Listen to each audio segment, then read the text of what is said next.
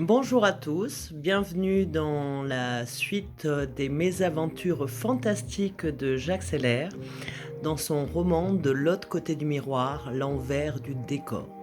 Alors aujourd'hui, nous en sommes au chapitre 10, en direct de l'espace.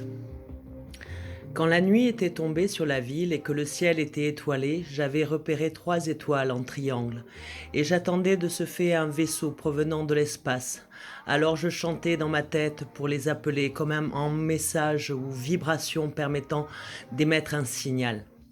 Seul sur la place du Palais des Papes, je vois un homme habillé de noir avec une crête de punk sur la tête et un paréo de dessin celtique en noir et vert porté en cape flottant dans son dos. Nous nous dirigeons alors l'un vers l'autre, la nuit étant là et la ville vide de présence humaine. Direct, notre contact est hors de l'espace. Puis je remarque que sa cape est tenue par une chaîne ornée d'un démon. Alors je m'en empare et l'arrache, la chaîne de la tête du diable, et je la jette le tout dans une poubelle. Nous nous embrassons. Moi, je croyais que c'était lui, mon albator que j'attendais. Et lui était venu aussi à ma rencontre, car il faisait partie d'un groupe religieux orthodoxe dont on lui avait dit qu'il rencontrerait une femme ici même. Alors il était venu voir s'il la trouvait. Rencontre tout à fait improbable pour l'heure, n'y ayant pas un chat dehors.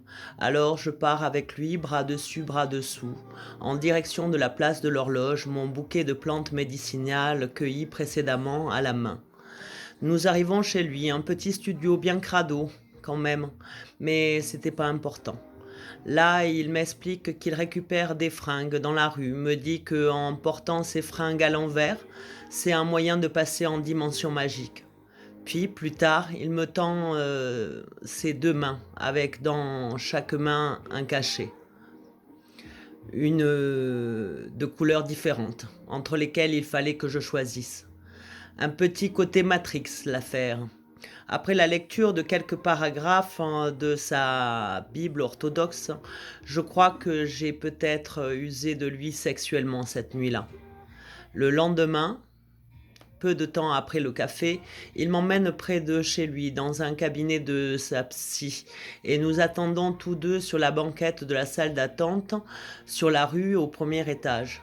Alors qu'il ne veut pas comprendre ce que je lui dis, qu'on va nous séparer et que nos chemins ne se croiseraient peut-être plus jamais, là je me lève, j'ouvre la grande fenêtre et m'assois sur le rebord pour lui mettre la pression pour qu'on reparte.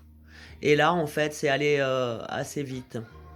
Et c'est le SAMU qui a débarqué. Et bref, obligé de partir du bord de la fenêtre où j'étais assise et de me faire embarquer en ambulance aux urgences d'Avignon.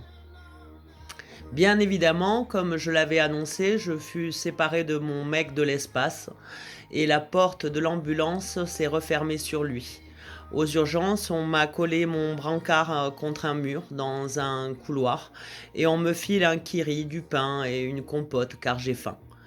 Dans le couloir, il y a des cadres au mur, avec des lions. Et bref, je passe de l'autre côté de l'image, comme si cette lionne, c'était moi. De là où je suis, je vois à l'intérieur d'une chambre un grabataire, avec des machines et des tuyaux.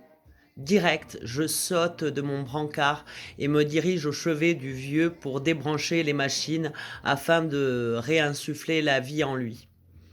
Bon, et là, en fait, ça a déclenché une panique et du coup, ils ont dû me piquer puisque ensuite, je me suis retrouvée à l'hôpital psychiatrique de Montfavet. Fin du chapitre 10. À bientôt. Bonne journée.